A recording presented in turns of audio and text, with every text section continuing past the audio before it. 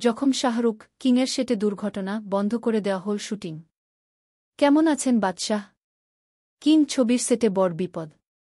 বড় আঘাত পেলেন অভিনেতা শাহরুখ খান। শেষমেশ বন্ধ করা হল ছবির শুটিং। এখন কেমন আছেন নায়ক? গুরুতর জখম শাহরুখ খান।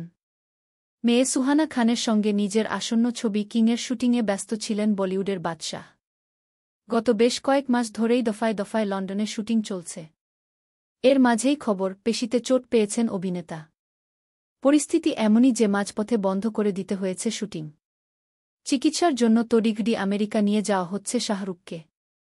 সূত্রের খবর, মুম্বইয়ের গোল্ডেন টোবাকো স্টুডিওয় অভিনেতা একটি অ্যাকশন দৃশ্যের শুটিং করছিলেন। সেখানেই স্টান্ট করার সময় চোট পান। এ খবর পেয়ে শনিবার সন্ধ্যায় পশ্চিমবঙ্গের মুখ্যমন্ত্রী মমতা বন্দ্যোপাধ্যায় উদ্বেগ প্রকাশ করে শাহরুখের দ্রুত আরোগ্য কামনা করেন। এক্স হ্যান্ডলে তিনি লেখেন, শুটিং চলাকালে আমার ভাই শাহরুখ খানের পেশিতে আঘাত লেগেছে, এ খবর আমাকে উদ্বিগ্ন।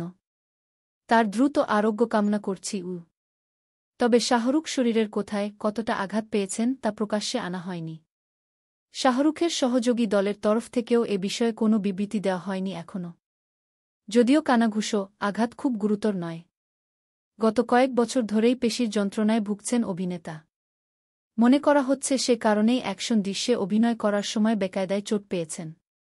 কিন্তু আঘাত যাতে গুরুতর হয়ে না ওঠে সে কারণে আমেরিকায় নিয়ে যাওয়া হচ্ছে। চিকিৎসা হবে সেখানেই।